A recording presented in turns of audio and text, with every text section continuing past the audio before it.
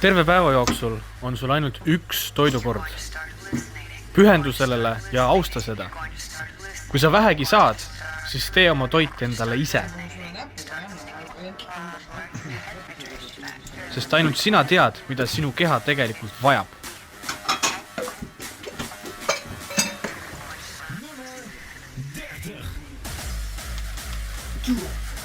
Kuna trenni peab rohkem tegema.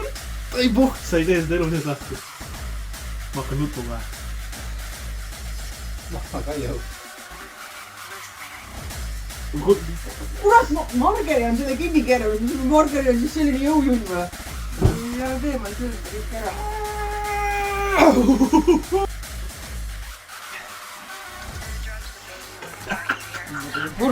Ei saa seda aru. Ilmselgelt ei vaja ta mingeid komme, mingit jahumöginat, mingit, ma ei tea, krõpse. Ilmselgelt su keha ei röögi selle järel, et ta tahab šokolaadi. No. Süüa üks kord päevas.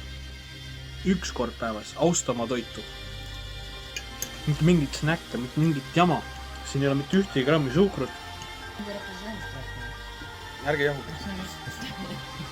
Mõtle selle peale niimoodi. Üldiselt sa võid süüa palju tahad. Hea oleks, kui see jääks 1200 ja 1600 kilokalori vahele. Sest et sinu päev, sinu üks kord söömine annab sinu kehale piisavalt aega, et sa saad kogu selle toidu endale energiaks teha. Ja kui sa minuga koos päeva läbid, nii nagu mina seda läbin, siis sa kulutad selle energia kohe kindlasti ära.